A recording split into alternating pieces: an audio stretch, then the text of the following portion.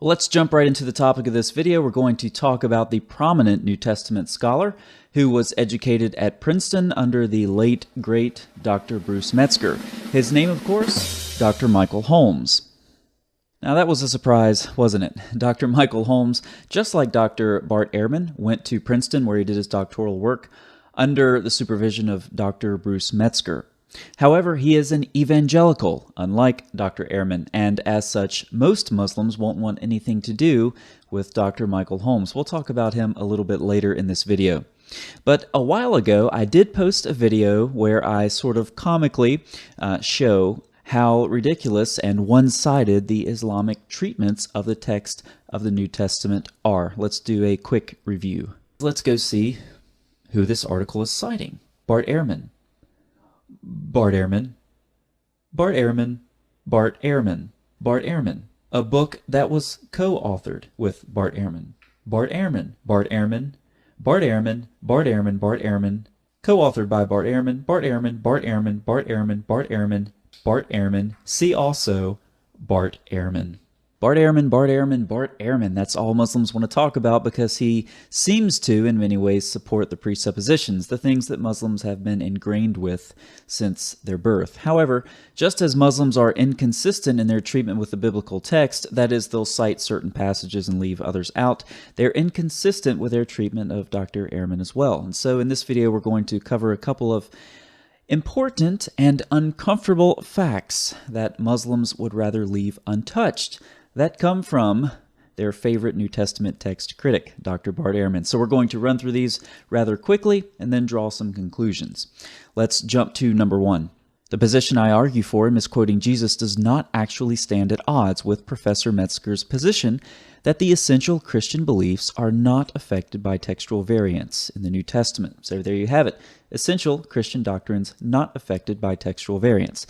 That's not what Muslims think. Number two. The crucifixion of Jesus by the Romans is one of the most secure facts we have about his life. That's from Dr. Ehrman's blog. Now, Muslims don't want to believe this as well because of perhaps the most ahistorical ayat in the Quran, namely Surah 4:157, that says that Jesus was not crucified.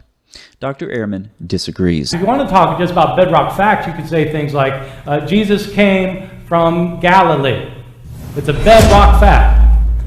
Jesus' parents were named Mary and Joseph. Bedrock fact. Jesus had brothers, one of whom was named James. Bedrock fact. Jesus was crucified. Bedrock fact. There are some things we can say for certain really happened, I think.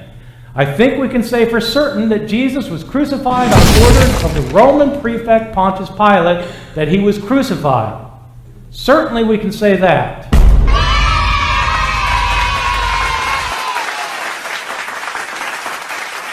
Number three.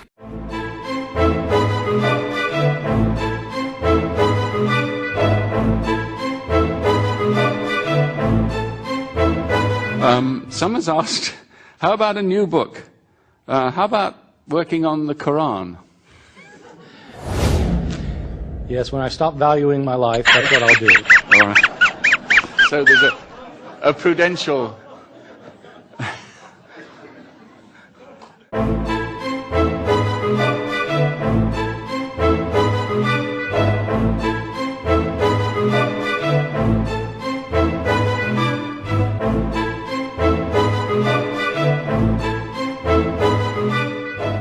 Due to the fact that there have been numerous death warrants issued against high-profile critics of Islam, there is a more natural understanding of what Ehrman is saying here that is intrinsically more plausible. Let's jump to number four. When asked about 1 John 5:7, Ehrman replied, because the doctrine of the Trinity isn't based on a single verse. It's not? No. I mean, there aren't any Christian doctrines that are just based on a verse. Christian doctrines are based on looking at the wide range of authorities. The doctrine of the Trinity is because there are places where you have the Father, the Son, and the Spirit that are mentioned, like in Matthew 28.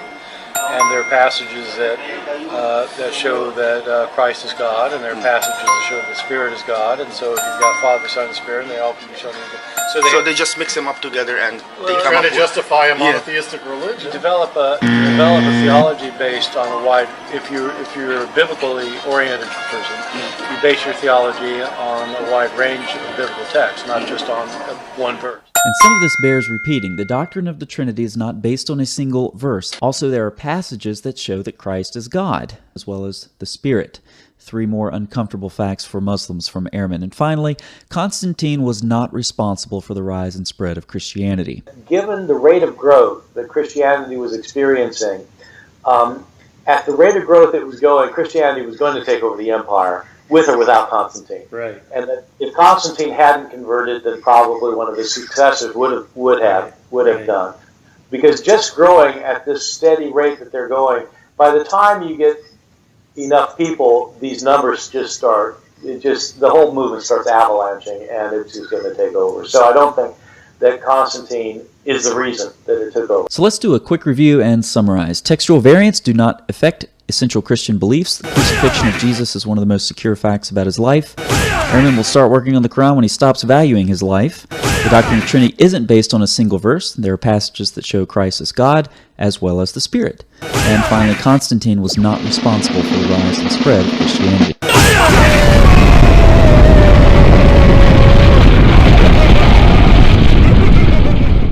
So there are 2 types of Muslims generally on my channel, even if it contradicts what they've been taught. There are some Muslims who are open to, at least in some ways, critical and independent thinking. But then there are the other types of Muslims, again, broadly speaking, and this is the majority, who will simply regurgitate what they've been taught since their birth.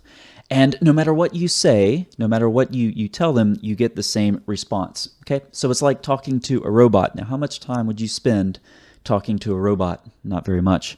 And so to those Muslims who seemingly dozens of times per week regurgitate things that Ehrman has said or things that they think Ehrman has said, all you're going to get in response is a link to this video. It's actually much quicker to produce a video and just copy paste it as a link in response to these comments than it is to deal with these comments typing back to them individually.